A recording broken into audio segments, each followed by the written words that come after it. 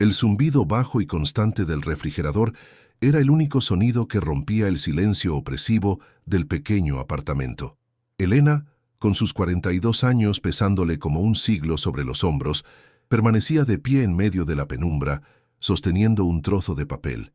No era un papel cualquiera, era un aviso de desalojo, con letras rojas y agresivas que parecían sangrar en la tenue luz que se filtraba desde la calle. 3 días. Tenía 3 días antes de que la echaran a ella y a su hijo a la indiferencia de la ciudad. Sintió el corazón apretarse en su pecho, un puño helado que le robaba el aliento. El aire olía a polvo, a tristeza y al café barato que había sido su única cena. Un escalofrío recorrió su espina dorsal, no por el frío de la noche, sino por el terror puro y paralizante de un futuro que se había desmoronado en un abismo negro. Su esposo, su amor, se había ido, pulverizado en un accidente de construcción, y con él se había ido toda la seguridad del mundo.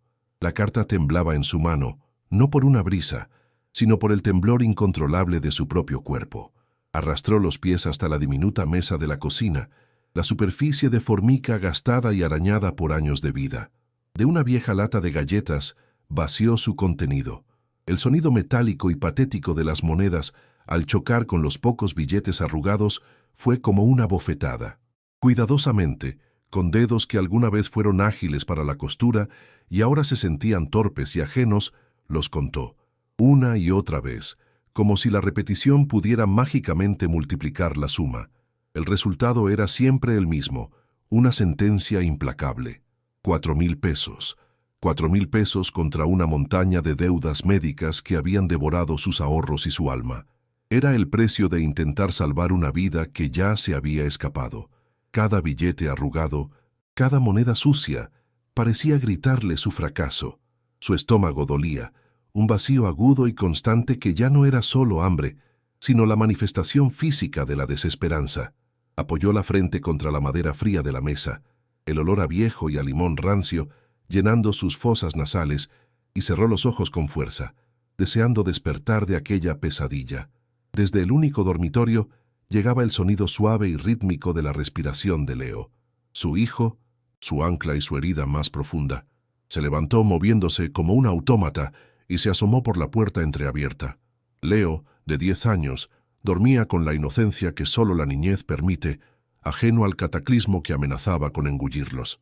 Una franja de luz anaranjada de un farol de la calle le cruzaba el rostro, iluminando sus pestañas largas y el remolino de su cabello oscuro tan parecido al de su padre. Una ola de amor tan feroz y dolorosa la golpeó que tuvo que morderse el labio para no sollozar. Él era la única razón por la que seguía respirando, el único propósito en este universo vacío. Pero la culpa la carcomía por dentro. ¿Qué clase de madre era?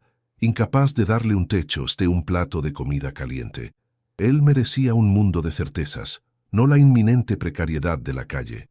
Lágrimas silenciosas y calientes comenzaron a trazar caminos en sus mejillas, lágrimas que se tragaba antes de que pudieran hacer ruido. No podía permitirse el lujo de derrumbarse, no todavía. Su mirada vagó por la pequeña sala y se detuvo en una forma cubierta por una sábana blanca en un rincón. Su vieja máquina de coser, un fantasma de otra vida. Antes del accidente, antes de las deudas, antes de esta asfixiante miseria, Elena era costurera, una artista. Sus manos, ahora ásperas y temblorosas, habían danzado sobre sedas, creado vestidos de novia, transformado simples telas en sueños. El recuerdo del suave zumbido del motor, del olor a aceite y del tacto de los hilos, le provocó una punzada aguda de nostalgia. Aquella máquina no era solo una herramienta, era su identidad, su pasión, la promesa de un pequeño taller propio que las facturas del hospital habían aniquilado sin piedad. Ahora yacía bajo un sudario de polvo, un monumento a la mujer que solía ser. Se sentía como si le hubieran amputado una parte de sí misma, dejando solo esta cáscara vacía que contaba monedas en la oscuridad, una extraña en su propia vida. Finalmente, se acercó a la única ventana que no daba a un muro de ladrillos y apoyó la frente en el cristal frío. Abajo, la Ciudad de México dormía, un monstruo de concreto y luces indiferentes. Millones de almas, millones de historias, y ella se sentía completamente, absolutamente sola. No tenía familia a la que llamar, ni un solo pariente que pudiera ofrecerle refugio. Los amigos que tenían eran tan pobres como ellos. Estaban en el borde del precipicio y el viento soplaba con fuerza. Fue entonces cuando el dique se rompió. El llanto llegó sin sonido, un torrente silencioso de pura desesperación que le sacudía el cuerpo. Cada lágrima era una oración sin respuesta, una pregunta lanzada a un Dios sordo. ¿Por qué? ¿Qué habían hecho para merecer esto? El frío del cristal era la única cosa real en un mundo que se había vuelto líquido e inestable bajo sus pies. Sintió un hueco helado en el centro de su ser, un vacío donde antes había esperanza. Era el final. Lo sabía con una certeza aterradora. La calle los estaba esperando. El estridente timbre del teléfono rasgó la quietud fúnebre del apartamento, un sonido tan ajeno y violento que Elena dio un respingo, su corazón martilleando contra sus costillas. Por un instante, el pánico la inundó. ¿Serían los del banco? ¿El casero, impaciente? Con mano temblorosa, descolgó el auricular.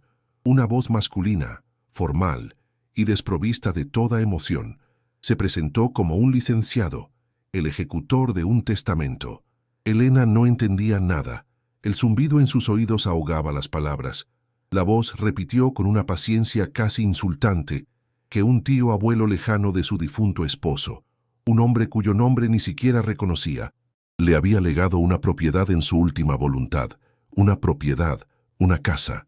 Las palabras flotaron en el aire viciado de su cocina, tan improbables, tan fantásticas, que creyó estar soñando.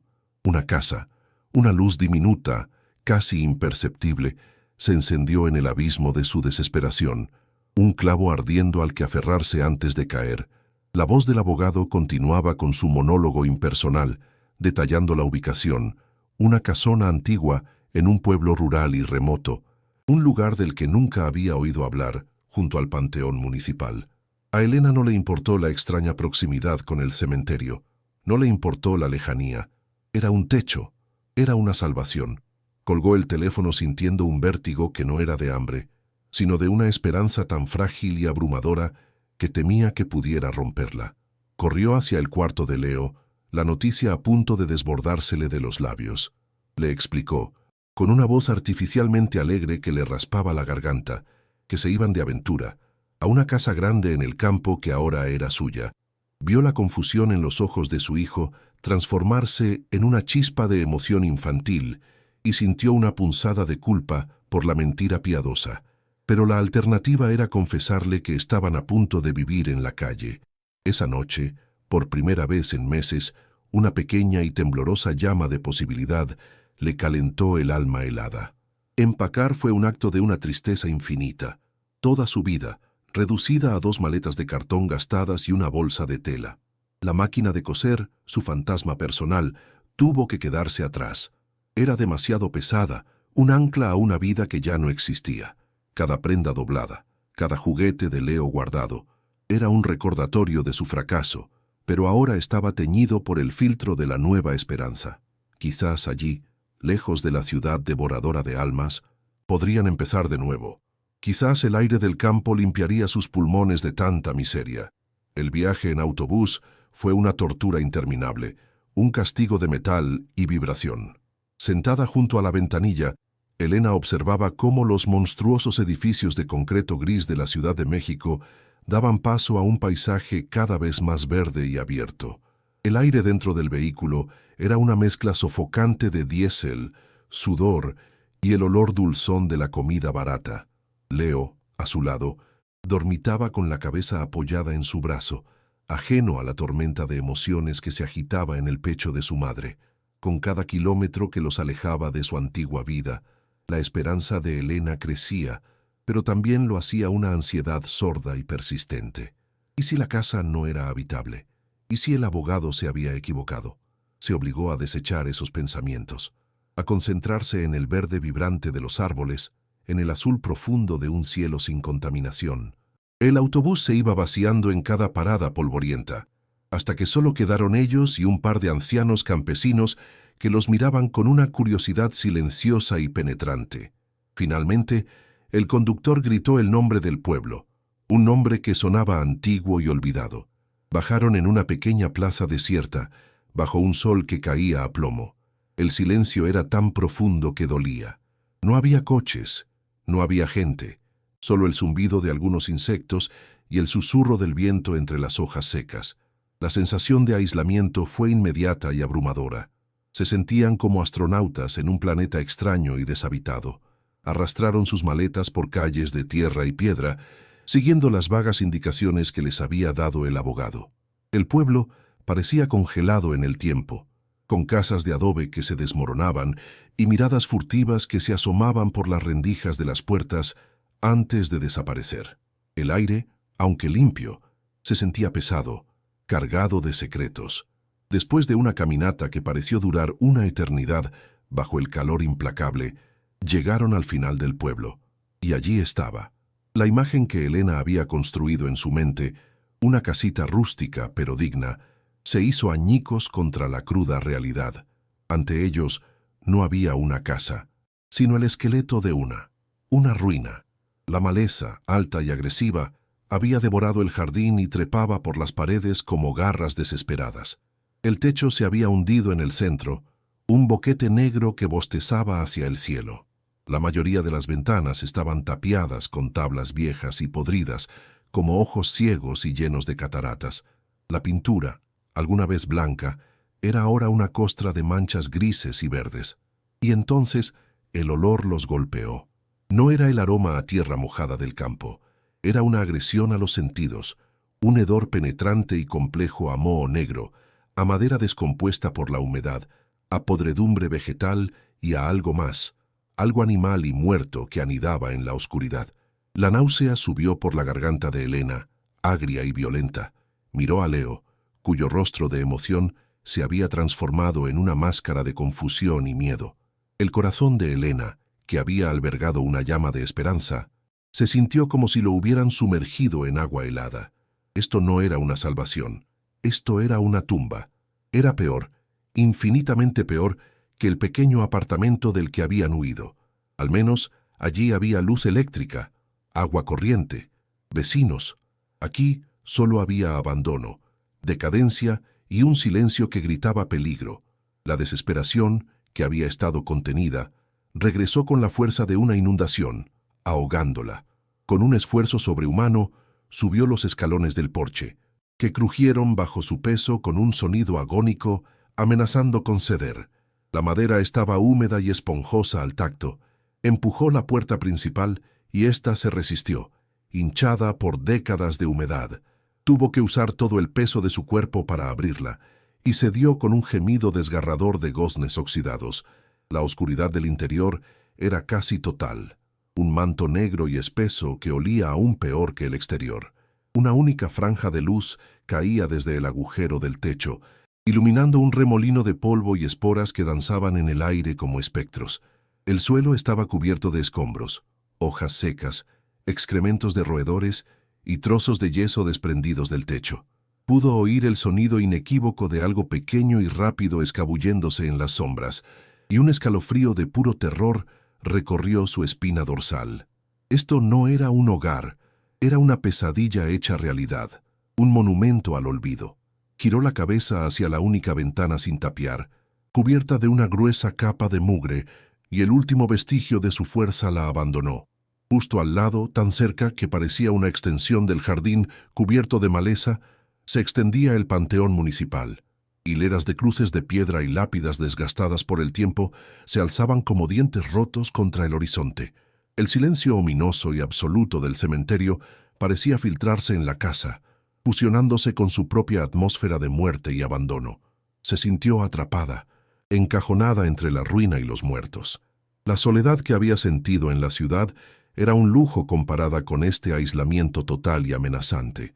Había llevado a su hijo desde un infierno conocido a otro mucho peor, un lugar olvidado por Dios, donde el único vecino era el silencio eterno de las tumbas. Lágrimas de pura impotencia y terror quemaron sus ojos. Había tocado fondo, de nuevo, y esta vez El abismo parecía no tener fin. Los primeros días fueron una batalla brutal por la supervivencia. Elena y Leo trabajaban sin descanso, movidos por una desesperación primitiva. Arrancaban la maleza con las manos desnudas hasta que sus dedos sangraban, tapaban los agujeros más grandes del techo con trozos de madera podrida y láminas de metal oxidado que encontraban esparcidas por la propiedad. El frío de la noche era su enemigo más cruel. Se acurrucaban juntos en el suelo de la habitación menos dañada, cubiertos por sus abrigos y una única manta raída, tiritando en la oscuridad, mientras el viento aullaba a través de las paredes como un animal herido. El hambre era un dolor sordo y constante en sus estómagos. Sobrevivían con las escasas latas de comida que habían traído y el agua que recogían de un pozo turbio en el patio trasero, que hervían una y otra vez sobre una fogata improvisada. El silencio del lugar era antinatural, profundo, roto únicamente por sus propios movimientos y el susurro ominoso del cementerio de al lado, un recordatorio constante de su aislamiento. Cada noche, Elena se quedaba despierta mucho después de que Leo se durmiera, con el corazón encogido de miedo. Escuchaba los sonidos de la casa en ruinas, el crujir de la madera asentándose, el rascar de las ratas en las paredes, y cada sonido se magnificaba en la oscuridad hasta convertirse en una amenaza. El olor a moho y podredumbre se había impregnado en su ropa, en su pelo, en su piel. Era el perfume de la desesperanza. Se sentía atrapada en una pesadilla de la que no podía despertar, una prisionera en su propia y ruinosa salvación. Se preguntaba si había cometido un error terrible al arrastrar a su hijo a este lugar olvidado por Dios. La ciudad, con su indiferencia y su peligro inminente de desalojo, parecía casi preferible a esta soledad absoluta, a esta decadencia que parecía querer tragarse los vivos. Miraba el rostro dormido de Leo, una isla de paz en un mar de miseria, y una determinación feroz se apoderaba de ella. No se rendiría. Tenía que encontrar una manera de hacer de esta tumba un hogar. La primera noche que ocurrió, el sueño la había vencido por puro agotamiento. Yacía en un estado de duermevela, cuando el sonido la arrancó de la inconsciencia. Toc, toc, toc. 3 golpes lentos, deliberados, en la puerta principal. No fue un crujido de la casa ni un truco del viento. Fue un sonido sordo y pesado que pareció hacer vibrar el aire mismo. Elena se incorporó de golpe, el corazón martilleando contra sus costillas con una violencia dolorosa. El silencio que siguió fue aún más aterrador que el ruido. Contuvo la respiración, esforzándose por oír cualquier otro signo de presencia. Pasos, una voz, algo, nada. Solo el gemido bajo del viento. Miró el viejo reloj de pulsera de su marido, el único objeto de valor que le quedaba. Las manecillas fluorescentes marcaban las 3 en punto de la madrugada. Un terror helado le recorrió la espina dorsal. ¿Quién podría estar llamando a su puerta a esa hora, en medio de la nada? La idea era tan absurda como aterradora. Su mente se llenó de imágenes horribles. Con el cuerpo temblando de forma incontrolable, se levantó del suelo helado, sus pies descalzos protestando contra la madera astillada. Se movió con la cautela de un animal acosado, avanzando centímetro a centímetro hacia la entrada. El miedo era una cosa física en su garganta, espeso y sofocante. Cada sombra parecía moverse, cada ráfaga de viento sonaba como un susurro malévolo. Llegó a la puerta y pegó la oreja a la madera podrida, escuchando con una intensidad que le hacía doler los oídos. Silencio, silencio absoluto. No había ni el más mínimo sonido de respiración o movimiento al otro lado. Lentamente, con una valentía que no sabía que poseía, se asomó por una de las grietas de la madera. La oscuridad afuera era casi total, una negrura impenetrable apenas rota por el pálido resplandor de la luna entre las nubes. No había nadie. El porche estaba vacío. La vereda que llevaba a la casa estaba desierta. Era como si los golpes hubieran surgido de la nada misma, un eco de la noche. Volvió a su improvisado lecho, pero el sueño ya no era una opción. Se quedó sentada, abrazando sus rodillas contra el pecho, temblando de frío y de miedo, hasta que los primeros y tímidos rayos del amanecer tiñeron el cielo de un gris pálido. Se dijo a sí misma que había sido el viento, o un animal, o simplemente su imaginación, sobrecargada por el estrés y el agotamiento.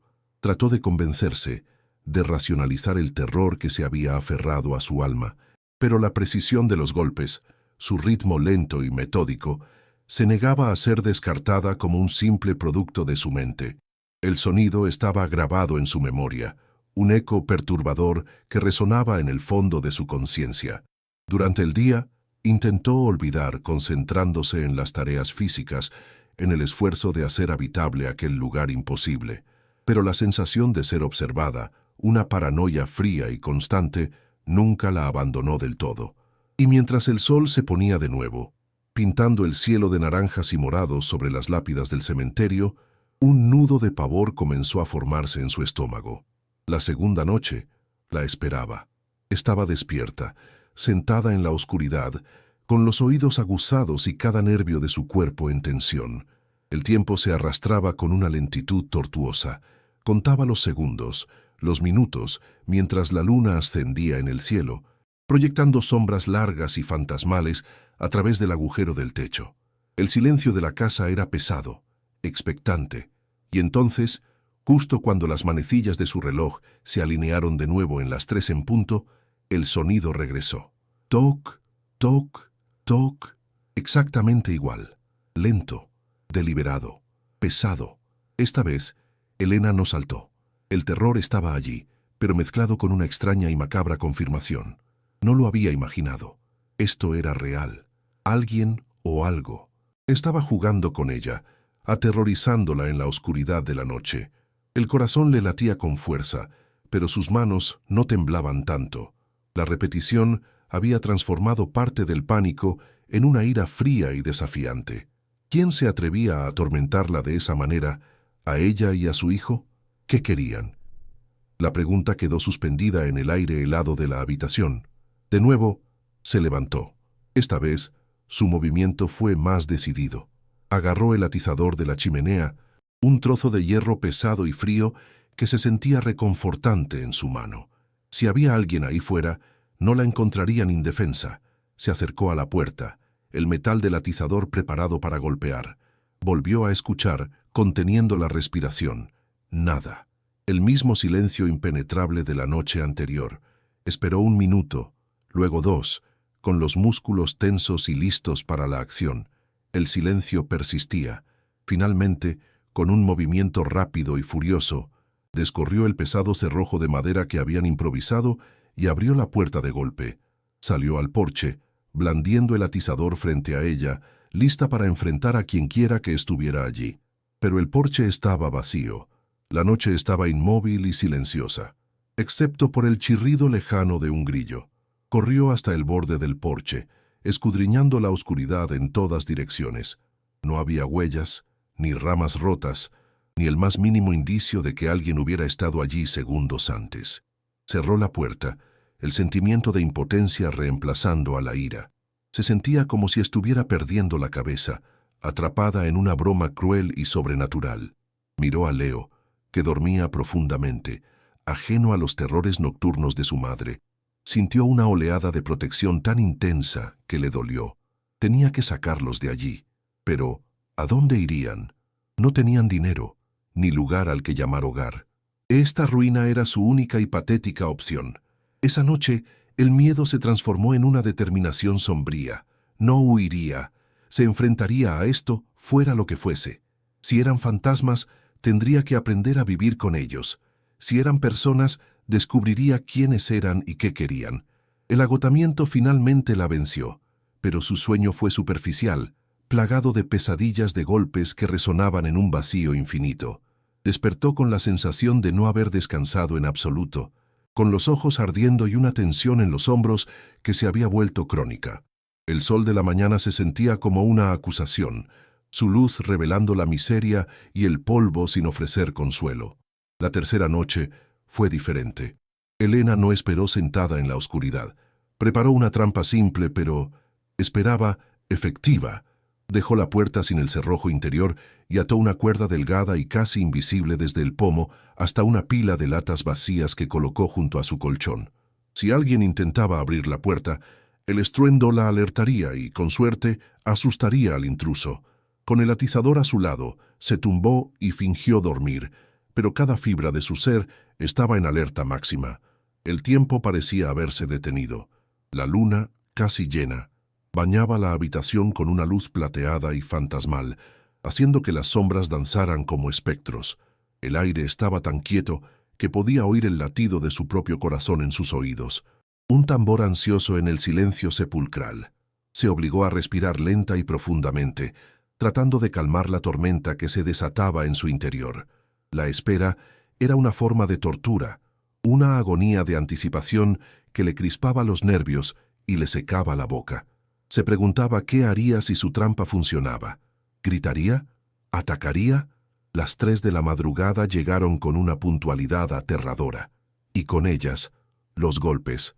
Toc, toc, toc, lentos, metódicos, implacables. El sonido atravesó el silencio y se clavó directamente en su sistema nervioso. Pero esta vez, algo era distinto. No esperó. En el instante en que el tercer golpe resonó, Elena se levantó de un salto, ignorando su propia trampa, y corrió hacia la puerta.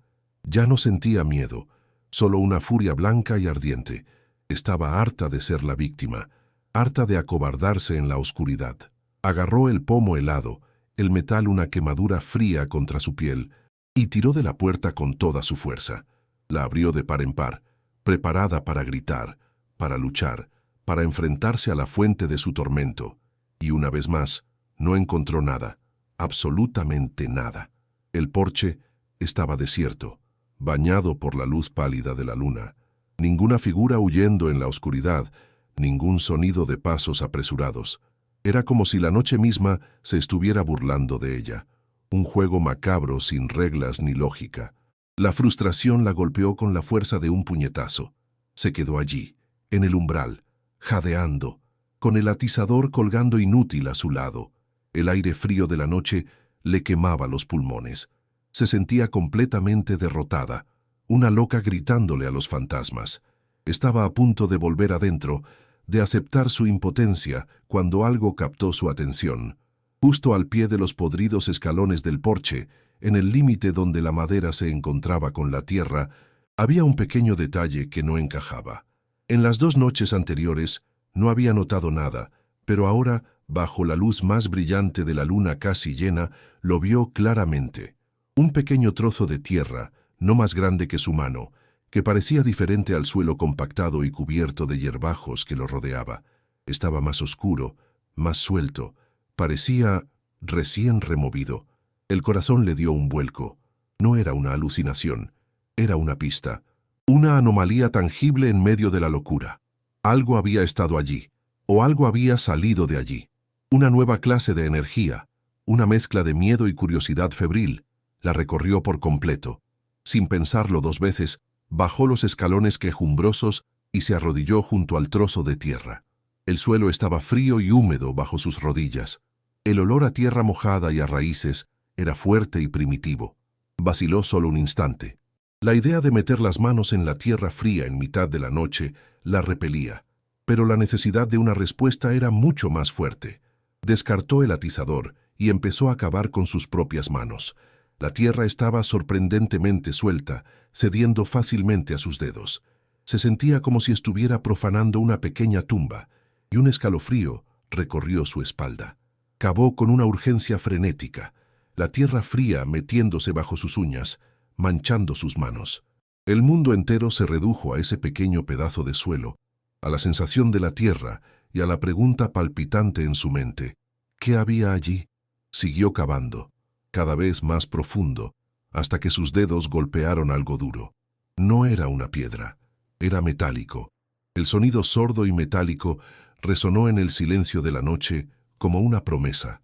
Con el pulso acelerado, apartó la tierra que lo rodeaba, revelando su forma. Era una llave, una única y antigua llave de hierro, casi completamente cubierta por una gruesa capa de óxido rojizo. Era grande y pesada, de un diseño ornamentado que no se parecía a ninguna llave moderna. La sacó de la tierra, el metal helado contra la piel de su palma. Era real, sólida, pesada, un objeto físico que conectaba los golpes fantasmales con el mundo tangible. La sostuvo bajo la luz de la luna, y el óxido pareció brillar con un color oscuro, como sangre seca. ¿Era esto lo que los golpes intentaban decirle? ¿Era una invitación o una advertencia? La náusea del miedo seguía allí, pero ahora estaba mezclada con algo más, una chispa de esperanza irracional, la sensación de estar al borde de un descubrimiento que podría cambiarlo todo. Limpió la llave en su pantalón, el óxido dejando una mancha oscura. Se sentía como la protagonista de un cuento de hadas oscuro, una historia que no sabía si terminaría en un tesoro o en una trampa mortal. Al día siguiente, la casa ruinosa se transformó. Ya no era solo un refugio miserable, sino un rompecabezas gigante. La llave se convirtió en el centro de su universo, una promesa de secretos encerrados.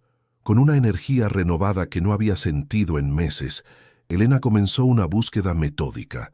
Probó la llave oxidada en todas y cada una de las cerraduras que pudo encontrar en la casona. La puerta principal, las puertas interiores que aún colgaban de sus goznes, incluso los viejos armarios desvencijados y los baúles podridos que yacían en los rincones olvidados de las habitaciones. Pero fue inútil. La llave no encajaba en ninguna. Era demasiado grande para algunas, de la forma equivocada para otras. La frustración comenzó a reemplazar la excitación inicial. Cada cerradura que se negaba a ceder era un callejón sin salida, una burla silenciosa. Leo, contagiado por el misterio, la ayudaba en su búsqueda, sus pequeños dedos explorando grietas y agujeros que ella no podía alcanzar, sus ojos brillantes de aventura infantil. El frío de la tarde comenzó a instalarse, recordándoles otra necesidad más apremiante, el calor.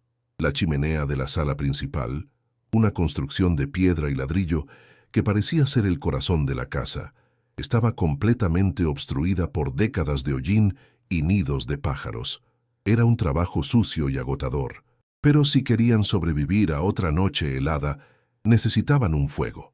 Mientras Elena trabajaba desde abajo, sacando marañas de ramas y capas de hollín negro y grasiento que le manchaban la cara y los brazos, envió a Leo a ver si podía despejar algo desde el tejado a través del boquete.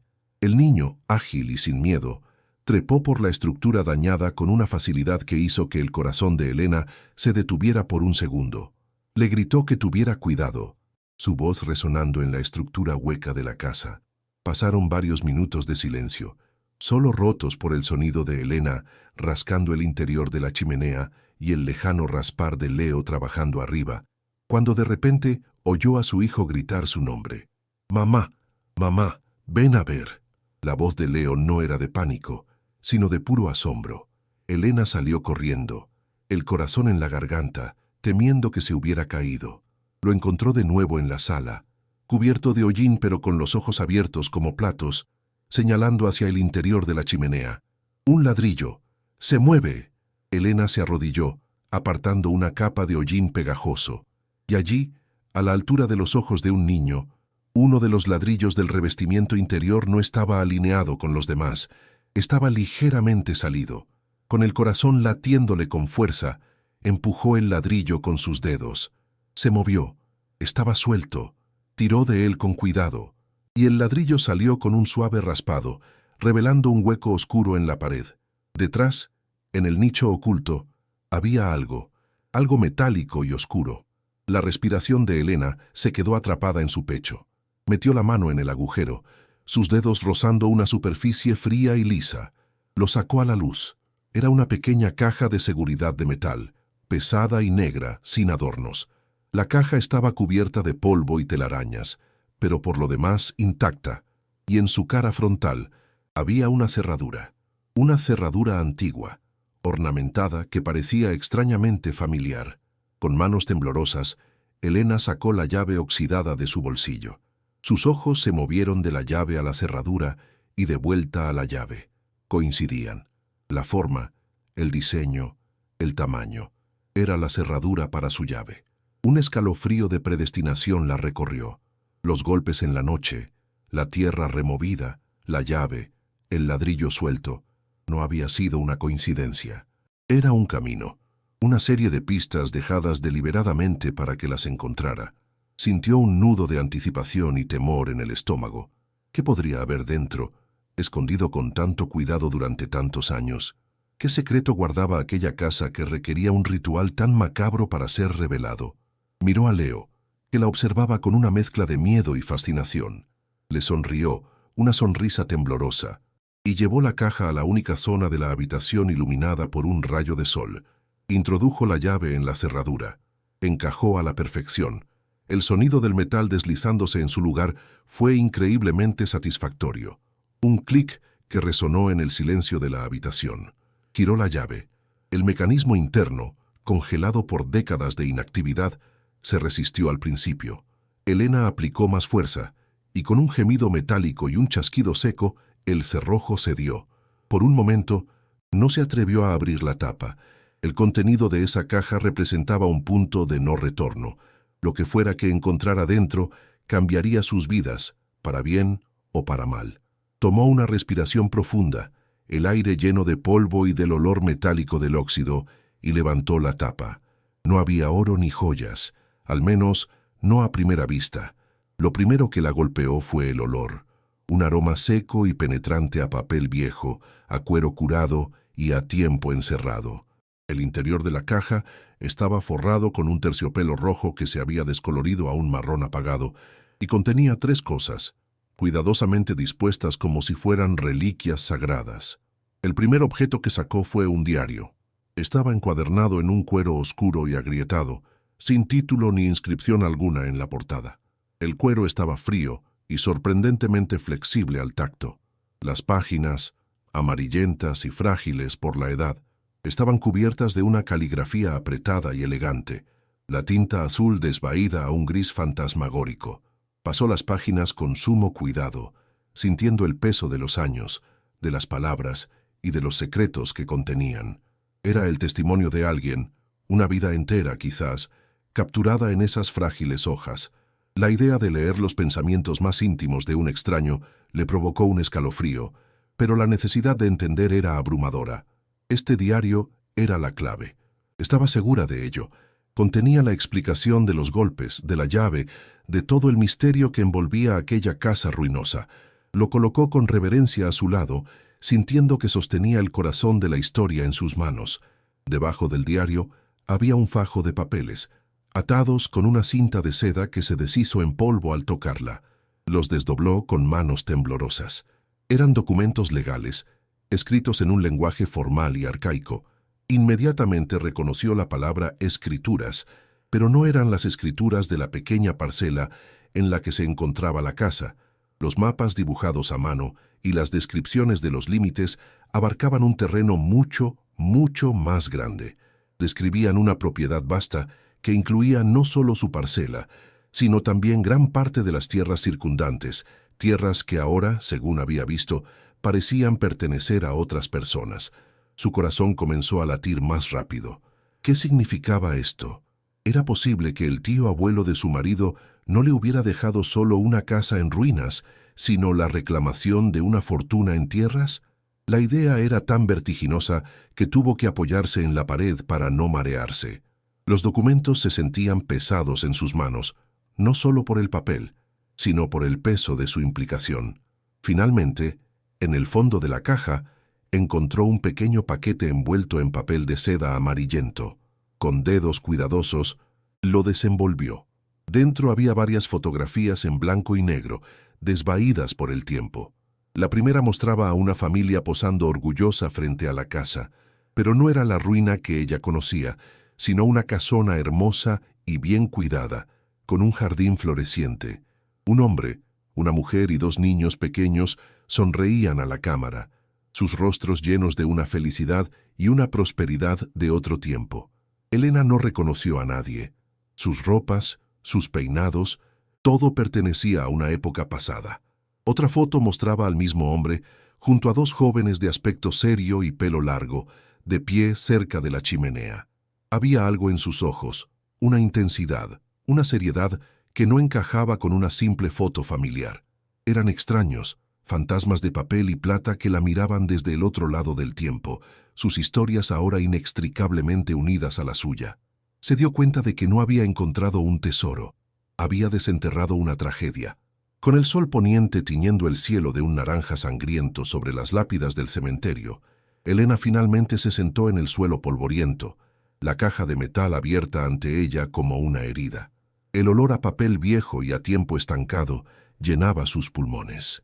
Tomó el diario de cuero con una reverencia que no sabía que sentía, sus dedos trazando las grietas de la cubierta como si fueran las arrugas de un rostro antiguo. Leo se sentó a su lado, en silencio, sintiendo la solemnidad del momento. Abrió la primera página. La caligrafía era elegante, apretada, y la fecha en la esquina superior la hizo estremecer. 1975. Con el corazón latiéndole en la garganta, comenzó a leer en voz baja, las palabras de un fantasma cobrando vida en el aire viciado de la casa. Sentía como si estuviera a punto de violar un sagrado juramento de silencio, pero la necesidad de comprender era una fuerza imparable que la empujaba hacia adelante, hacia el corazón del secreto que latía en aquellas páginas frágiles y amarillentas. La luz moribunda se filtraba por la ventana sucia, iluminando las palabras que cambiarían su vida. La primera entrada que leyó no hablaba de cosechas ni de la vida del pueblo.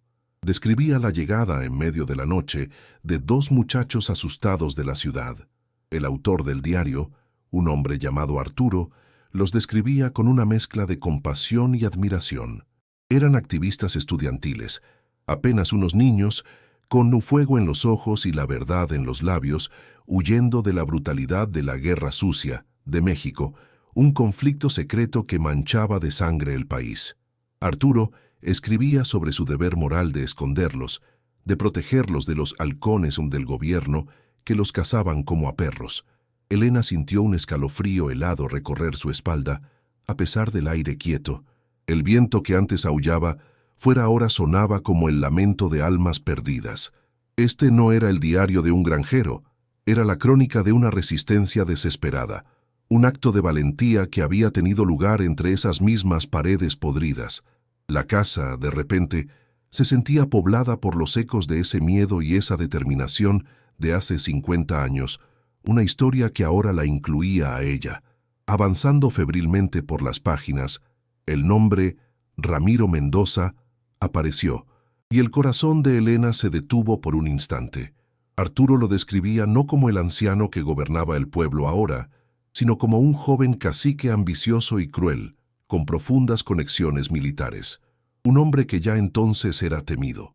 El diario detallaba cómo Mendoza estaba usando la intimidación y la violencia para apoderarse de las tierras de los campesinos, pagando precios ridículos, consolidando un imperio. Y mencionó la razón: rumores persistentes de ricos minerales que yacían bajo el suelo de toda la región, un tesoro escondido que alimentaba la codicia del cacique. Elena levantó la vista del diario, el aire en la habitación pareciendo de pronto más frío y pesado. El nombre resonaba en el silencio, cargado de una malevolencia que trascendía el tiempo. El puzzle comenzaba a tomar una forma monstruosa, y ella sentía cómo el miedo, un nudo helado en el estómago, se transformaba en una certeza aterradora. Estaba sentada sobre algo más que una casa en ruinas. El tono del diario cambió abruptamente. La caligrafía elegante se volvió un garabato apresurado, manchado en algunos lugares, como si las manos de Arturo hubieran estado temblando sin control. «Nos han descubierto», escribió. «Hay ojos que nos vigilan desde el pueblo. Los hombres de Mendoza rondan la propiedad como buitres». El pánico era palpable en cada trazo de la pluma. En una entrada casi ilegible, Arturo describía su último acto de desesperación. «He escondido los documentos importantes, las escrituras reales de mi tierra, las que demuestran la mentira de los demás. Las he puesto en el único lugar seguro que conozco, un lugar donde el fuego purifica y también oculta, donde nadie buscaría». Elena dejó de respirar. Levantó la vista hacia la boca negra de la chimenea y luego miró la caja de metal que descansaba a su lado. La conexión fue instantánea y brutal, un relámpago de comprensión que la dejó sin aliento. Un sudor frío le perló la frente. No había sido un accidente. El ladrillo suelto era una baliza, la última esperanza de Arturo para que la verdad saliera a la luz. La última página que contenía escritura Estaba fechada solo 2 días después. Eran apenas unas pocas líneas, escritas con una urgencia que rasgaba el papel. Vienen por nosotros, lo sé, por mí y por los muchachos. Los 3. Si alguna vez lees esto, significa que la justicia no murió conmigo. Búscala. Estamos en el Camposanto, cerca del Muro Viejo. 3 cruces sin nombre. Que Dios nos perdone a todos. Después de eso, solo había páginas en blanco. Un silencio de papel que gritaba más fuerte que cualquier palabra. Elena cerró el diario de golpe, como si el libro le quemara las manos. El aire salió de sus pulmones en un sollozo ahogado. 3 víctimas. 3 golpes en la puerta. La conexión sobrenatural la golpeó con la fuerza de una revelación física y vomitiva. No eran fantasmas que pedían entrar. Eran almas asesinadas pidiendo justicia. La náusea le subió por la garganta, agria y violenta. Miró a Leo, que la observaba con los ojos llenos de miedo por la reacción de su madre, y lo único que pudo hacer fue abrazarlo con una fuerza desesperada. La cruda y horrible verdad se asentó sobre ella como una lápida. Arturo Sandoval, el dueño original, y los 2 jóvenes estudiantes que protegía, asesinados a sangre fría, y enterrados sin nombre, como animales, en el cementerio de al lado. Ramiro Mendoza, el cacique, había robado todas las tierras circundantes, forjando un imperio sobre la sangre de esos 3 hombres. Pero nunca pudo obtener esta parcela, la casa, porque las escrituras originales, la prueba irrefutable de la propiedad de Arturo, habían permanecido ocultas en la pared durante 50 años. La casa misma era el último testigo silencioso del crimen. Y ahora, ella, Elena, una costurera viuda y sin un céntimo, era la guardiana de esa verdad. Su mirada se desvió hacia la ventana sucia, hacia las cruces de piedra del panteón. Ya no parecían dientes rotos, ahora eran los dedos acusadores de los muertos, señalando desde sus tumbas anónimas. El peso de esa responsabilidad la aplastó. Su miseria personal de pronto pareció insignificante frente a la magnitud de esta injusticia histórica. Los días que siguieron fueron una tortura psicológica. El conocimiento del triple asesinato se pudría dentro de ella, convirtiendo la casa en una tumba y un santuario al mismo tiempo.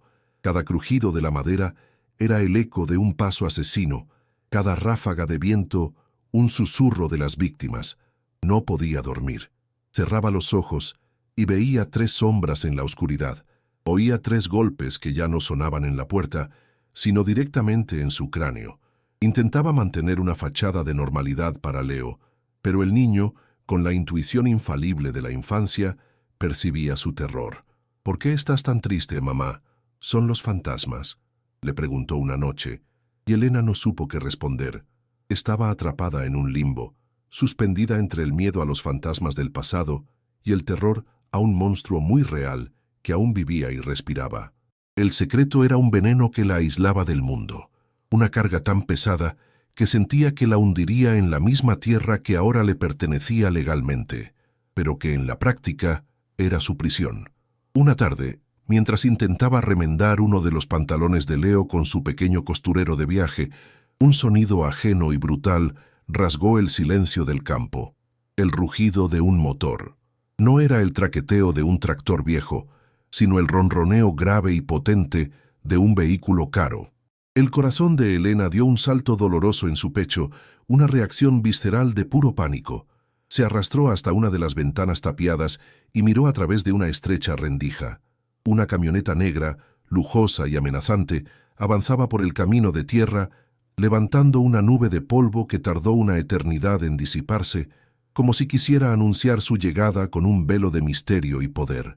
El vehículo se detuvo justo delante de la verja oxidada de su propiedad. Por un momento, nadie salió. La camioneta simplemente se quedó allí, con los cristales tintados ocultando a sus ocupantes. Un depredador oscuro y silencioso evaluando a su presa.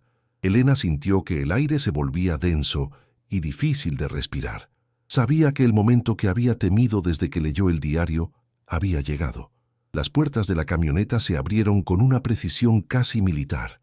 Salieron 2 hombres de traje oscuro, sus posturas rígidas, sus rostros inexpresivos. No miraron la casa, sino que se posicionaron a cada lado de la puerta trasera, como guardias de honor. Entonces, la puerta trasera se abrió y un hombre descendió lentamente. Era viejo. Su cabello era de una plata reluciente y se apoyaba en un bastón con empuñadura de plata que brillaba bajo el sol. A pesar de su edad, se movía con una autoridad inquebrantable, una arrogancia que parecía desafiar al propio tiempo. Vestía una impecable guayabera blanca que contrastaba violentamente con la decadencia del entorno. Su rostro, surcado por 1000 arrugas, era una máscara de poder, pero sus ojos eran lo que helaba la sangre. Eran pequeños, negros y afilados como fragmentos de obsidiana. Recorrieron la casa en ruinas, el jardín cubierto de maleza, y Elena sintió físicamente esa mirada, una mezcla de desprecio y una extraña, casi demente, hambre posesiva. El anciano avanzó hacia la casa, sus botas de cuero pulido aplastando las hojas secas con un crujido deliberado. Sus 2 guardaespaldas lo seguían a una distancia respetuosa. Sus presencias eran una amenaza silenciosa y palpable. No se molestó en llamar a la puerta, simplemente se detuvo en el porche quejumbroso, esperando, como un rey que espera que sus súbditos se presenten ante él. Elena, escondida en la penumbra, sentía su pulso martilleando en sus sienes. El pánico le gritaba que se quedara quieta, que no hiciera ruido, que fingiera que la casa estaba vacía, pero era inútil. Él sabía que estaba allí, podía sentirlo. Tomando una bocanada de aire que no le llegó a los pulmones, se obligó a caminar hacia la puerta. Cada paso era una batalla contra sus propios instintos. Con la mano temblando, abrió la puerta apenas una rendija, y allí estaba él. Sus ojos negros se clavaron en los suyos. Eran fríos, vacíos. Los ojos de un hombre que había olvidado lo que era la piedad. «Soy el coronel Ramiro Mendoza», dijo, y su voz fue un estruendo bajo y grave, como piedras rozando en el fondo de un pozo. Sin esperar una invitación, empujó suavemente la puerta con la punta de su bastón de plata, abriéndola por completo e invadiendo su espacio. Entró en la casa como si fuera suya, sus ojos moviéndose con lento desdén por los escombros, el techo agujereado y la suciedad. El olor de su colonia cara, una mezcla pesada de tabaco y especias, llenó la habitación, una profanación en el aire cargado de moho y podredumbre. Su mirada pasó por encima de Leo, que se había escondido temblando detrás de las piernas de su madre, como si el niño fuera un objeto sin importancia. Fijó sus ojos de depredador en Elena. «Así que es verdad», dijo, con una sonrisa que no llegó a sus ojos. «La vieja casa de los Sandoval vuelve a tener ocupantes». Una verdadera sorpresa. La palabra sorpresa se estaba cargada de ironía y amenaza. Elena se sintió desnuda bajo su escrutinio, reducida a una simple molestia, un insecto que se había colado en su propiedad.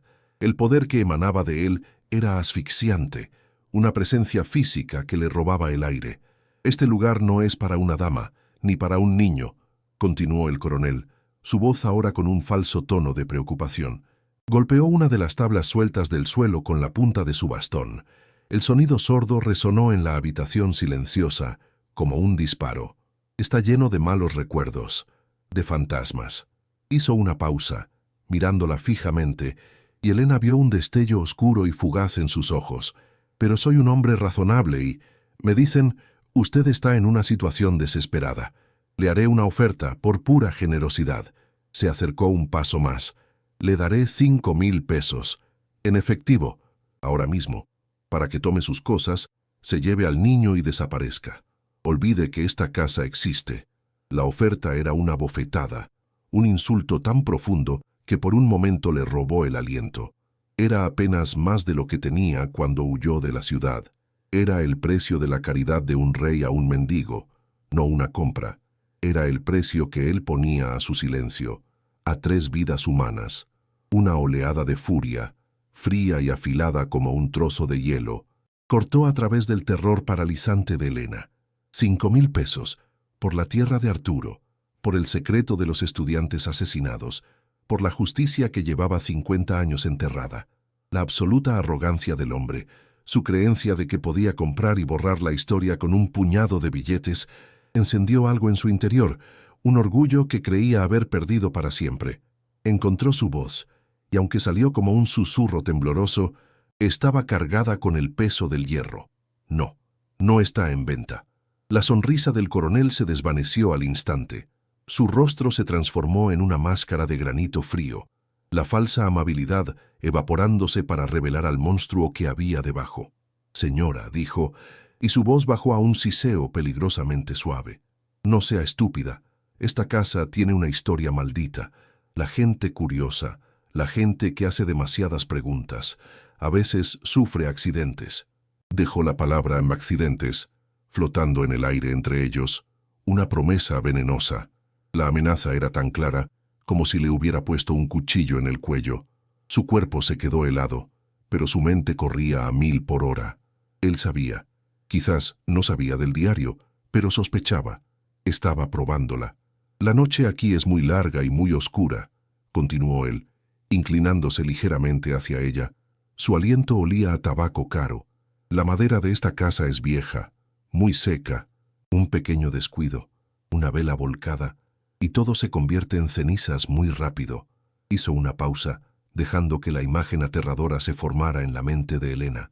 Y entonces dio el golpe de gracia, su voz ahora un susurro lleno de veneno.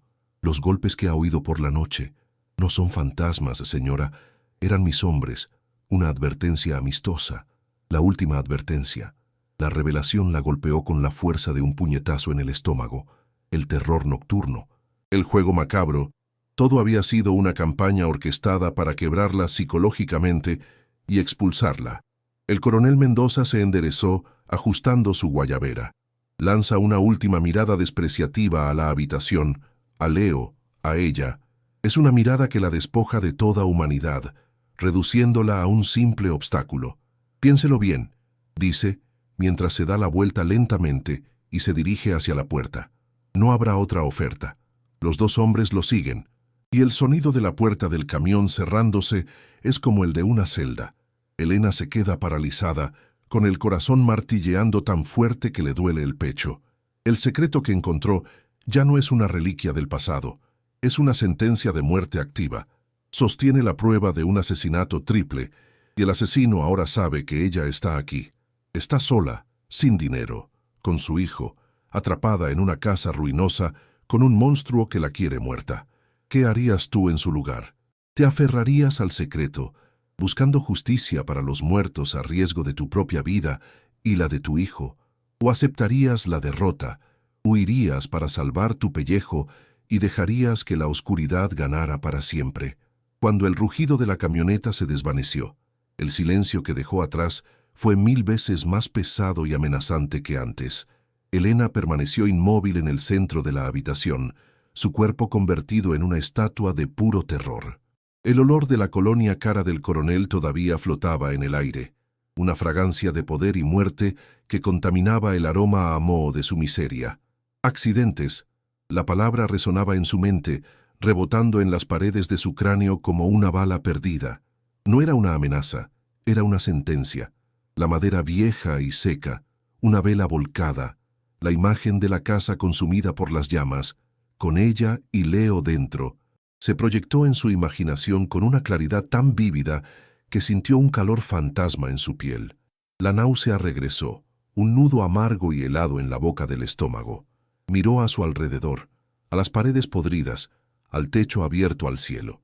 Su refugio, su única y patética esperanza, se había transformado en su jaula mortal, una pira funeraria esperando la chispa. El miedo era tan intenso que era físico, un peso aplastante que le dificultaba respirar. Leo, que había permanecido en silencio detrás de ella, finalmente soltó un pequeño sollozo ahogado. El sonido, tan frágil y vulnerable, rompió el hechizo de parálisis de Elena. Se arrodilló y lo abrazó con una fuerza que era casi dolorosa, enterrando su rostro en el cabello de su hijo, que olía a polvo y a inocencia. El terror que sentía por ella misma no era nada comparado con el pánico helado que la invadió al pensar en el peligro que corría Leo.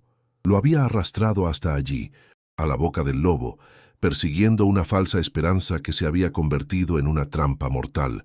La culpa la carcomía, un ácido que le quemaba las entrañas. ¿Qué clase de madre era? Le había prometido una aventura y lo había llevado a un matadero. Sus lágrimas silenciosas se mezclaron con el polvo en las mejillas de Leo. Tenía que sacarlo de allí. Tenía que hacerlo ahora. ¿Pero a dónde? No tenían a nadie. Mendoza controlaba el pueblo entero, cada camino de salida, cada mirada. Huir a ciegas era tan suicida como quedarse. Estaban atrapados, completamente atrapados. Pasó las siguientes horas en un estado de hipervigilancia febril. Cada crujido de la casa era el sonido de los hombres de Mendoza acercándose. Cada sombra que se movía con el viento era un asesino esperando en la oscuridad. El sol comenzó a descender, pintando el cielo con tonos anaranjados y púrpuras que, en lugar de ser hermosos, parecían siniestros. Como un hematoma extendiéndose por el horizonte, la luz moribunda se filtraba por las grietas, proyectando barras de sombra en el suelo como si ya estuvieran en una celda. Sostuvo la caja de metal contra su pecho. El frío del acero era un consuelo extraño y sólido en medio del caos de sus emociones. El diario y las escrituras eran su única arma, pero también la razón por la que estaban condenados. Era una paradoja terrible. La prueba que podía traer justicia a los muertos era la misma que podía causar su propia muerte y la de su hijo. Se sentía como una guardiana de un tesoro maldito, un secreto que ardía en sus manos y amenazaba con consumirla por completo. Su mirada se desvió una y otra vez hacia la ventana sucia que daba al cementerio. El panteón, el lugar donde todo terminó para Arturo y los dos estudiantes, el lugar que Mendoza no había podido reclamar por completo, y entonces una imagen fugaz cruzó su mente. Un hombre muy anciano, encorvado, moviéndose lentamente entre las tumbas, arrancando malas hierbas con una paciencia infinita. Lo había visto un par de veces desde la distancia, una figura solitaria que parecía tan antigua como las propias lápidas. El velador del panteón, don Joaquín, había oído a alguien llamarlo en el pueblo el día que llegaron. Era el único habitante de la zona que no se había escondido cuando pasaron, el único que no parecía vivir bajo el yugo del miedo al coronel. Sus ojos, incluso a la distancia, no eran temerosos, eran tranquilos, observadores. Una idea descabellada, nacida de la más pura desesperación, comenzó a formarse en su mente. Era un riesgo terrible, confiar en otro extraño, pero quedarse allí era una certeza de muerte. Quizás, solo quizás, el guardián de los muertos era también el guardián de sus secretos. La decisión fue un impulso, una oleada de adrenalina que finalmente superó a la parálisis. «Leo, quédate aquí y no hagas ruido», susurró, su voz firme a pesar del temblor de su cuerpo. «No abras la puerta a nadie. Volveré pronto». Besó la frente de su hijo, le entregó el atizador de la chimenea como un arma simbólica y con la caja de metal metida torpemente bajo el brazo, salió de la casa. El aire del atardecer era frío y olía a tierra húmeda y a las flores silvestres que crecían entre las tumbas. Cruzar el límite entre su propiedad y el cementerio se sintió como cruzar un umbral hacia otro mundo.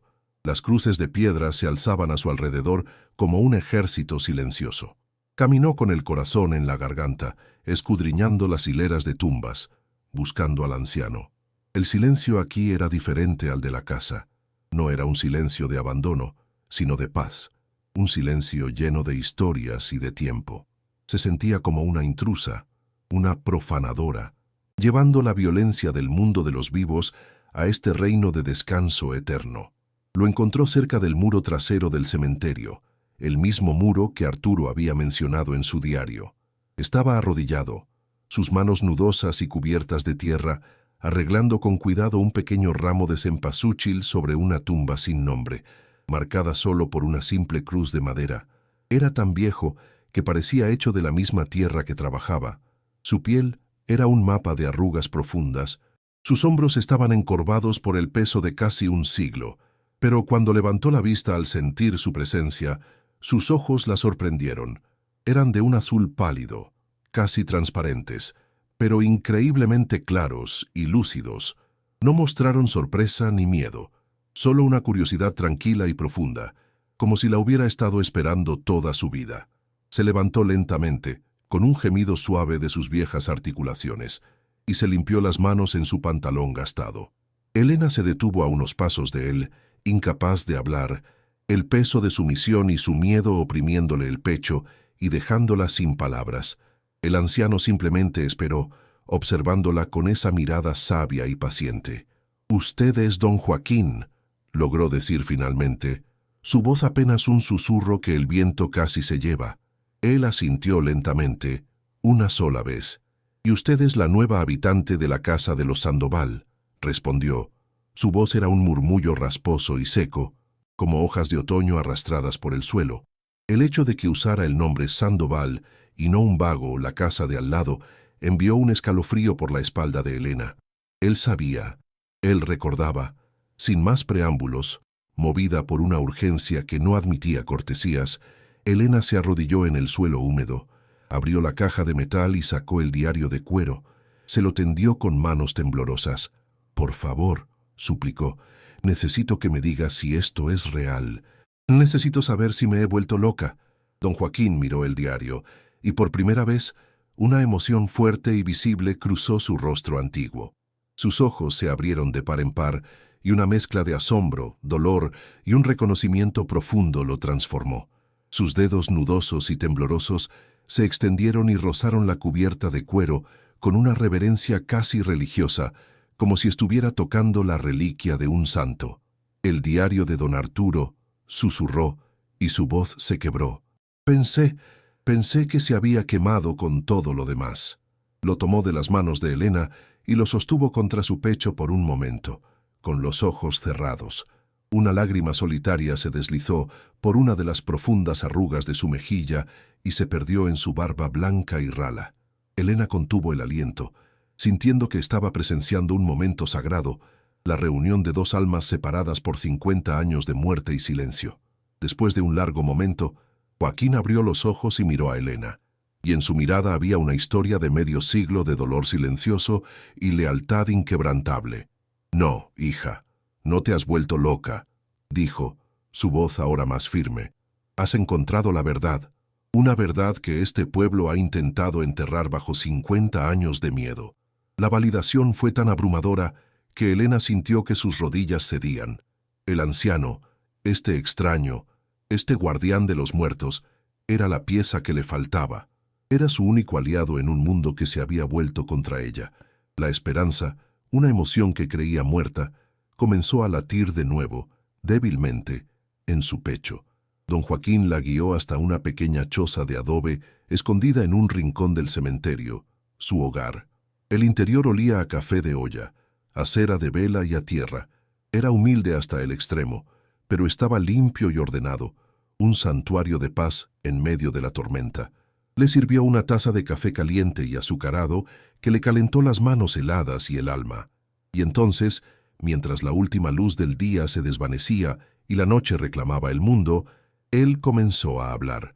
Su voz era baja, un monólogo que fluía como un río subterráneo, que finalmente encontraba una salida a la superficie. Le contó que era solo un muchacho entonces, no mucho mayor que los estudiantes que Arturo escondía. Su padre era el velador antes que él, y vivían en esa misma choza. Era una noche sin luna, oscura como la boca de un lobo. El miedo que imponía Mendoza ya era una plaga en el pueblo, y Joaquín se había escondido al oír los motores de los camiones, algo inusual a esas horas. Se acurrucó detrás del viejo muro de piedra, el corazón martilleándole en los oídos, conteniendo la respiración para no hacer ruido. «Los vi, hija», dijo Joaquín, sus ojos azules fijos en un punto lejano del pasado. «Vi a los hombres de Mendoza. Eran bestias, no hombres. Arrastraban 3 bultos pesados desde la casa de Arturo. No gritaban. Ya no. El silencio fue lo peor. El sonido de los cuerpos siendo arrastrados por la tierra. Es un sonido que nunca he podido olvidar». Hizo una pausa, tragando saliva con dificultad. Empezaron a cavar. Justo allí, junto al muro, el sonido de las palas golpeando la tierra. Toc, toc, toc. Era el único ruido en la noche, aparte del canto de los grillos, que de repente sonaba como un grito. Yo estaba paralizado de terror. Quería gritar, correr, pero el miedo me tenía clavado al suelo. Vi cómo los arrojaban a los agujeros sin ninguna ceremonia, como si fueran sacos de basura. 3 de ellos, a don Arturo, un hombre tan bueno, que me daba dulces cuando era niño, y a los 2 muchachos de la ciudad, que solo querían un mundo mejor. Su voz se rompió de nuevo, y el dolor de ese recuerdo, tan fresco como si hubiera ocurrido ayer, llenó la pequeña choza.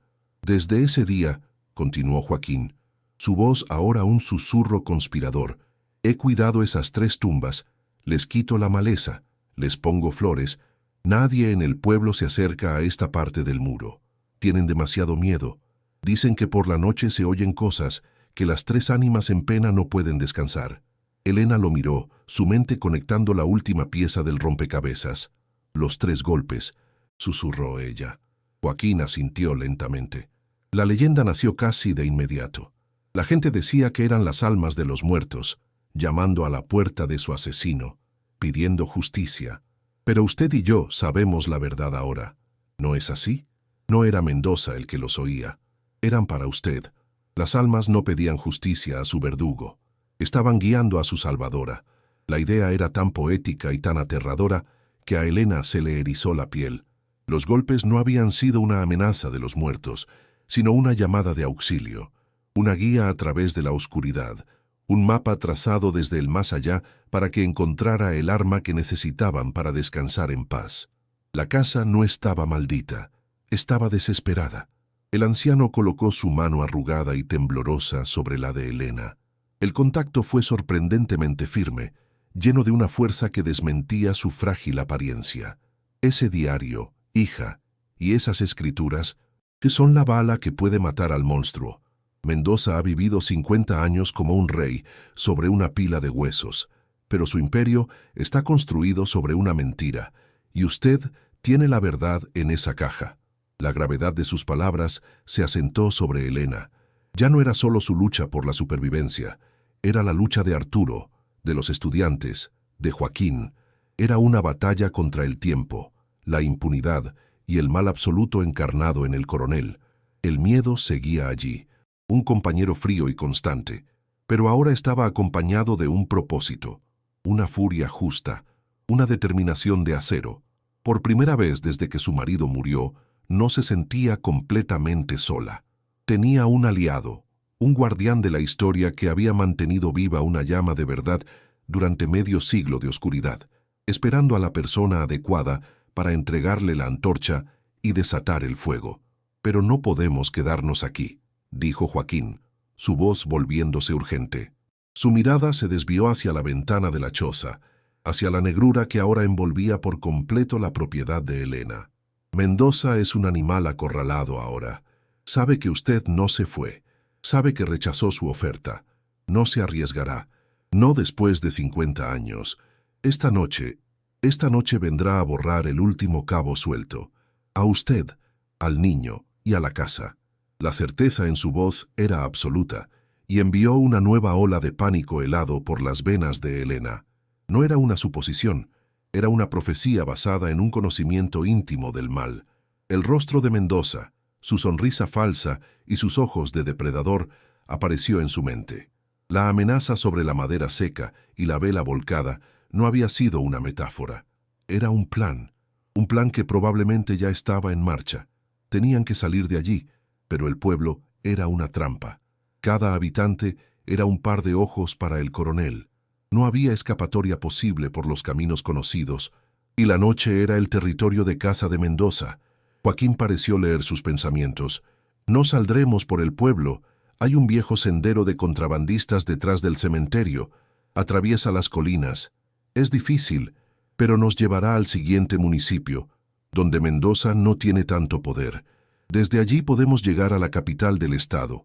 Señaló un viejo teléfono negro de disco en una esquina de la choza. Tengo un contacto allí, un abogado de derechos humanos, un hombre bueno y valiente que se especializa en los casos olvidados de la guerra sucia.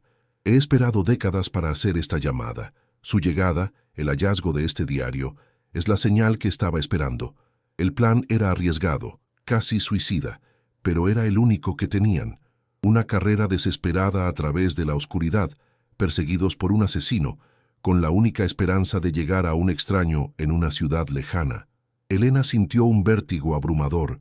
Su vida se había convertido en una película de terror, y ella era la protagonista que corría por su vida, aferrada a la única prueba que podía salvarla o matarla. «Vaya por su hijo», ordenó Joaquín con una autoridad tranquila. «Traiga solo la caja. Nada más. Muévase rápido y en silencio. Yo vigilaré desde aquí. Nos encontraremos junto al muro viejo en cuanto estén listos. No encienda ninguna luz. No haga ningún ruido». Elena asintió, su garganta demasiado seca para hablar. Salió de la choza y se sumergió de nuevo en la oscuridad del cementerio. El aire de la noche era ahora gélido y parecía vibrar con una tensión palpable. Cada paso que daba de vuelta a la casa era una tortura. Su mente corría, imaginando a los hombres de Mendoza ya dentro, esperando en las sombras. Se obligó a respirar, a concentrarse en el plan, coger a Leo, coger la caja, correr. El instinto de supervivencia más primitivo se había apoderado de ella, un motor potente que impulsaba sus piernas y agudizaba sus sentidos. El sonido de sus propios pasos sobre la hierba húmeda le pareció un estruendo en el silencio absoluto de la noche. Se sentía como un ratón corriendo de vuelta a una trampa que sabía que estaba a punto de cerrarse. Llegó a la puerta trasera de la casa, una estructura endeble que apenas se sostenía. Se deslizó dentro de la oscuridad familiar, su corazón latiendo un ritmo frenético contra sus costillas. La casa estaba en silencio, un silencio expectante y mortal. Encontró a Leo acurrucado donde lo había dejado, con el atizador abrazado a su pecho. Estaba despierto, sus ojos dos pozos de miedo en la penumbra. «Mamá», susurró, y el alivio en su voz fue como una puñalada para Elena. «Nos vamos, mi amor», le susurró ella de vuelta, tratando de mantener su propia voz firme. «Vamos a dar un paseo nocturno con don Joaquín». Agarró la caja de metal del suelo. Era pesada, sólida, el peso de 3 vidas y una justicia aplazada. Se dirigió hacia la ventana trasera de la cocina, la que tenía el vidrio roto. Era su única vía de escape no vigilada. Justo cuando estaba ayudando a Leo a pasar por el hueco, un grito ahogado rasgó la noche. No venía de su casa, sino de fuera. Era la voz de Joaquín. «Ya están aquí. Corran. Están rociando la casa». El olor la golpeó un segundo después. No era el olor a moho. Era un olor químico, acre y penetrante. Gasolina. El hedor de la muerte inminente. El pánico, puro y sin adulterar, se apoderó de ella. Empujó a Leo por la ventana sin delicadeza y saltó detrás de él, cayendo torpemente sobre la hierba húmeda y arañándose los brazos con los cristales rotos. No sintió el dolor. Se puso en pie de un tirón, agarró la mano de su hijo y la caja de metal y empezó a correr. Corrió a ciegas, tropezando con las raíces y la maleza, alejándose de la casa y hacia el muro del cementerio, hacia Joaquín. No se atrevió a mirar atrás. El sonido de la gasolina siendo salpicada contra las paredes de madera seca de su casa era un sonido obsceno, el preludio de un infierno. Oyó voces masculinas, risas bajas y crueles. Eran los hombres de Mendoza, llevando a cabo las órdenes de su amo, borrando la historia, borrándola a ella y a su hijo. Cada segundo era una eternidad, cada paso una batalla contra el terror que amenazaba con paralizarla. Llegaron al punto de encuentro junto al muro justo cuando Joaquín llegaba corriendo desde la otra dirección, su figura encorvada, moviéndose con una agilidad sorprendente. «Por aquí, rápido», jadeó señalando un hueco apenas perceptible en el muro de piedra, oculto por la hiedra. Justo en ese momento, un sonido sordo, un whoosh monstruoso, llenó el aire, seguido de una explosión de luz anaranjada que iluminó el cementerio como un amanecer infernal. Elena se giró instintivamente. La casa, su ruina, su esperanza, su prisión, estaba envuelta en llamas. El fuego rugía hacia el cielo nocturno, un monstruo hambriento y anaranjado que devoraba la madera seca con una velocidad aterradora. Las llamas se reflejaban en los ojos abiertos de Leo, una imagen de horror puro que quedaría grabada en su memoria para siempre. La casa, que había sido el testigo silencioso del crimen de Mendoza, estaba siendo silenciada para siempre, convertida en cenizas y humo. El calor de la conflagración les llegó incluso a esa distancia, un aliento ardiente del infierno que habían escapado por segundos. «¡No miren atrás! ¡Vámonos!», gritó Joaquín, empujándolos a través del hueco en el muro. Al otro lado, la oscuridad era total. El sendero era apenas una línea de tierra pisada que ascendía por una colina empinada. El rugido del fuego a sus espaldas era el único sonido, un monstruo que los perseguía. Joaquín iba delante, moviéndose con la seguridad de quien ha caminado por ese sendero 1000 veces en la oscuridad. Elena seguía de cerca, arrastrando a Leo, que lloraba en silencio. La caja de metal se le clavaba en las costillas, un recordatorio pesado y frío de por qué estaban huyendo. El aire era gélido en las colinas, y el olor a humo de pino se mezclaba con el hedor a quemado que subía desde el valle. Tropezaban con rocas y raíces, sus pulmones ardían por el esfuerzo y el aire frío, pero no se detenían. Sabían que los hombres de Mendoza los buscarían. Sabían que el fuego era solo el principio. Ahora eran fugitivos, cazados en la noche, con la única esperanza de que el viejo guardián de los muertos pudiera guiarlos hacia la vida. Se adentraron más y más en la negrura de las colinas. La luz del incendio se fue convirtiendo en un mero resplandor anaranjado en el horizonte y luego desapareció por completo, dejándolos en una oscuridad casi absoluta, guiados solo por el tacto y la voz tranquilizadora de Joaquín. Elena no sabía cuánto tiempo corrieron. Los minutos se mezclaban en una pasta borrosa de miedo y agotamiento. Sus músculos gritaban de dolor. Sus pies estaban magullados y sangrando dentro de sus zapatos. Leo ya no lloraba. Simplemente se dejaba llevar, su pequeño cuerpo temblando de frío y de shock. Elena lo sostenía con una mano y la caja de metal con la otra, sus dos tesoros, sus dos razones para seguir adelante. El mundo se había reducido a esto. La oscuridad, el sendero incierto, la mano de su hijo, la fría caja de la verdad y el sonido de 3 respiraciones jadeantes, luchando por la supervivencia contra el silencio de la noche y la maldad de un hombre que quería borrarlos del mapa. La persecución había comenzado. Finalmente, Joaquín se detuvo. Habían llegado a la cima de una pequeña cresta. Abajo, a lo lejos, se veían las luces parpadeantes de otro pequeño pueblo. Parecía un puerto seguro en un mar de oscuridad. «Ya casi llegamos», jadeó el anciano. «Allí estaremos a salvo por ahora». Pero justo en ese momento, un sonido ascendió desde el valle que acababan de dejar atrás.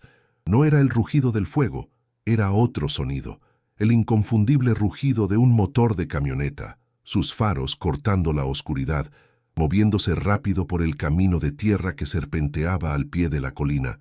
No iban hacia el pueblo, iban hacia el sendero, hacia ellos. Los habían visto o habían adivinado su ruta de escape. El corazón de Elena, que había empezado a calmarse, volvió a desbocarse en un galope de pánico puro. No había escapatoria.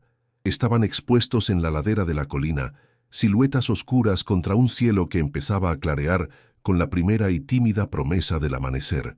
El monstruo no se había rendido. La cacería estaba lejos de terminar.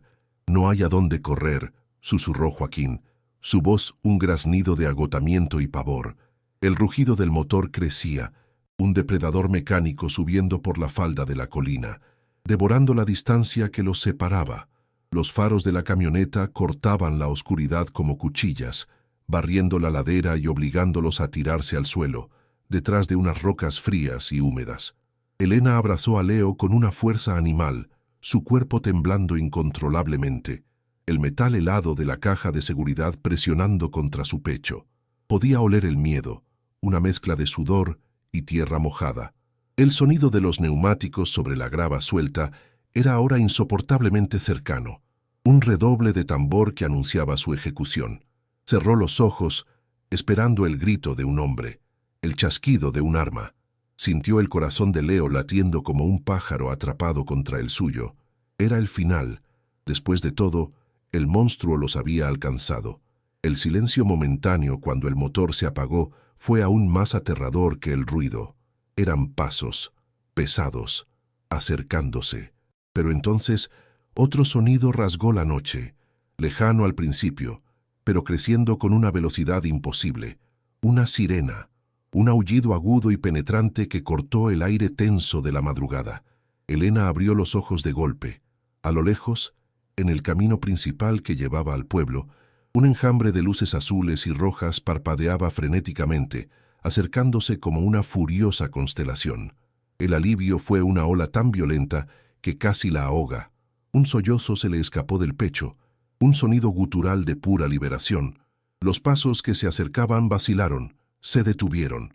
Oyó maldiciones ahogadas en la oscuridad, seguidas por el sonido de hombres corriendo en dirección contraria, torpemente, presas del pánico. El motor de la camioneta de Mendoza volvió a rugir, esta vez no con arrogancia, sino con la desesperación de la huida. El sonido se alejó rápidamente, engullido por la noche, mientras el aullido de las sirenas se convertía en un estruendo ensordecedor. Estaban a salvo. La llamada de Joaquín había funcionado. Las lágrimas corrían libremente por sus mejillas. Minutos después, la ladera de la colina parecía el escenario de una película. Hombres con chalecos que decían Fiscalía General de la República aseguraban el área, sus radios crepitando con voces tranquilas y profesionales. Un hombre de mediana edad, con el rostro surcado por el cansancio, pero con ojos de una inteligencia feroz, se acercó a ellos. Era el abogado de derechos humanos, el contacto de Joaquín. Su nombre era Mateo. Miró las ruinas humeantes de la casa a lo lejos, luego a la figura encorvada de Joaquín y finalmente a Elena, que seguía aferrada a su hijo y a la caja de metal como si fueran las únicas cosas sólidas en el universo. «Usted debe ser Elena», dijo, su voz tranquila y llena de una empatía que la desarmó. «Don Joaquín nos ha contado la historia durante años, pero nos faltaba esto», señaló la caja. Con manos temblorosas, Elena se la entregó. Mateo la tomó con la reverencia de un arqueólogo que recibe una reliquia perdida. «Gracias», dijo, y en esa simple palabra, Elena sintió el peso de 50 años de espera llegando a su fin. El amanecer apenas rompía cuando el convoy de vehículos federales llegó a la hacienda del coronel Mendoza. No hubo delicadeza. Las imponentes puertas de hierro forjado fueron derribadas con un estruendo metálico que resonó por todo el valle. Los perros de pura raza, entrenados para atacar, ladraron furiosamente antes de ser neutralizados. Los agentes irrumpieron en la lujosa mansión con precisión militar. Encontraron a Ramiro Mendoza en su estudio, rodeado de opulencia y de los trofeos de una vida de crímenes. Cuando vio a los agentes, su rostro, normalmente una máscara de poder, se contrajo en una mueca de incredulidad y furia senil. No hubo resistencia. Era solo un viejo decrépito, despojado de sus matones y de su aura de terror. El sonido frío y metálico de las esposas, cerrándose alrededor de sus muñecas, fue el sonido más satisfactorio que Elena pudo imaginar. Vio en las noticias cómo su bastón con empuñadura de plata, el símbolo de su poder tiránico, caía al suelo de mármol con un ruido insignificante antes de que se lo llevaran para siempre. El cementerio, antes un lugar de terror y tristeza, se transformó en un escenario de justicia solemne. Un equipo forense, vestido con monos blancos, acordonó la zona junto al muro viejo. El aire, que una vez olió a miedo, ahora olía a tierra recién removida y al antiséptico de los equipos científicos. Bajo la guía precisa de don Joaquín, quien señalaba el lugar exacto con un dedo tembloroso, comenzaron la excavación. Las palas no sonaban con la urgencia brutal de los asesinos, sino con un ritmo lento, cuidadoso, casi quirúrgico. Cada palada de tierra era un acto de redención. Elena observaba desde la distancia, sentada en una silla que un agente le había traído, con Leo durmiendo en su regazo, finalmente a salvo. Sentía una paz extraña y profunda. Ya no había fantasmas allí, solo una verdad que estaba a punto de ser desenterrada. Por cada capa de tierra que quitaban, era como si una capa de dolor y opresión se levantara del pueblo entero, permitiendo que la luz del sol entrara por primera vez en medio siglo. Era el funeral digno que nunca tuvieron. El descubrimiento fue silencioso y profundo. Primero, un hueso, luego otro.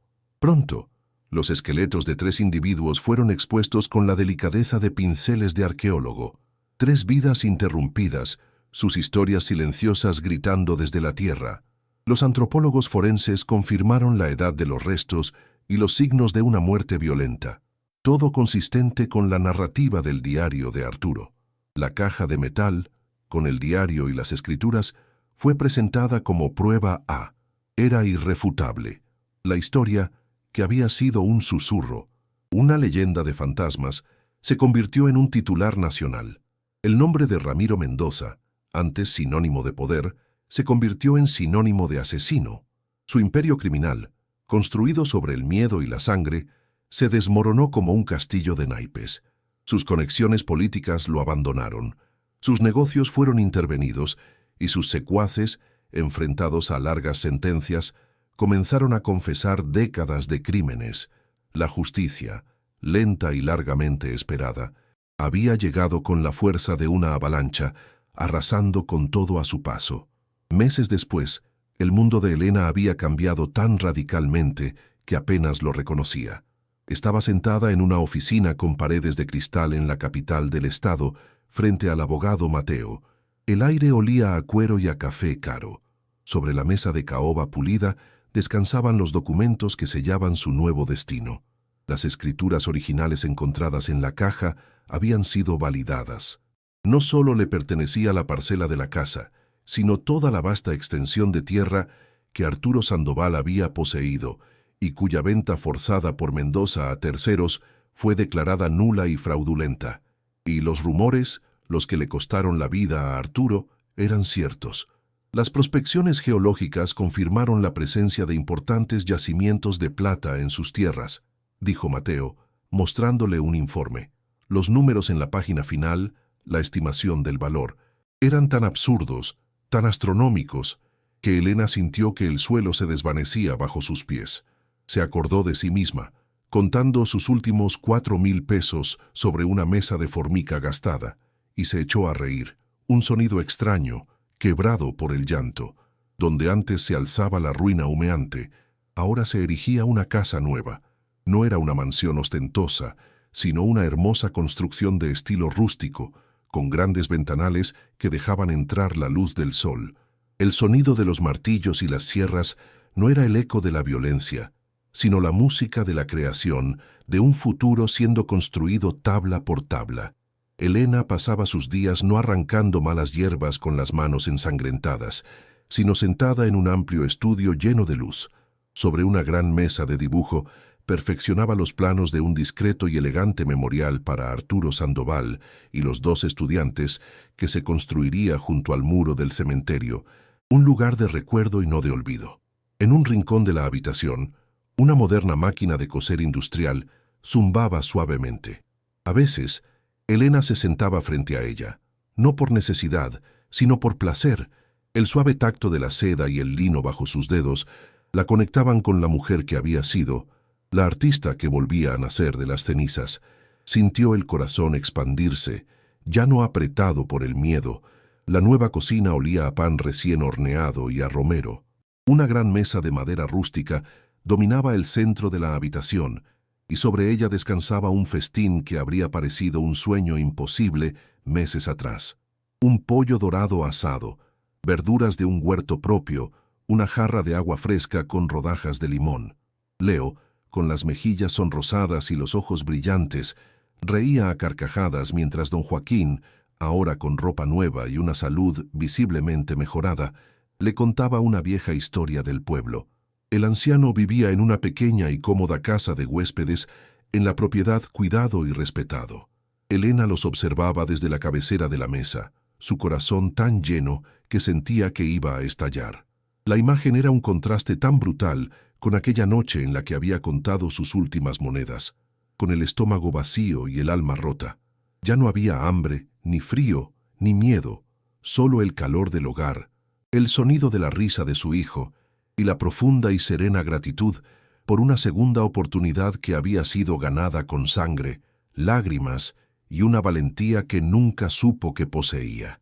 Al atardecer, Elena se sentaba en el porche de su nueva casa, una taza de té caliente entre las manos. Desde allí podía ver el pequeño memorial de granito, ya terminado, brillando bajo la luz dorada. Las 3 ánimas en pena finalmente habían encontrado su paz. El pueblo entero estaba cambiando, liberado del yugo del miedo, floreciendo con una nueva esperanza. Su vida era un testimonio del poder de la perseverancia. Había descendido al infierno más oscuro, enfrentado a monstruos humanos y fantasmales, y había salido no solo viva, sino victoriosa, trayendo consigo la luz de la justicia. Tocó la madera lisa y cálida de la barandilla del porche, una sensación sólida y real bajo sus dedos. Era el ancla de su nueva vida, una vida de seguridad, propósito y paz. Historias como la de Elena nos recuerdan que incluso en la más profunda desesperación, la valentía de una sola persona puede cambiar el curso de la historia. Si esta lucha por la justicia te ha conmovido, suscríbete a nuestro canal para no perderte ninguna de nuestras próximas historias de superación y misterio.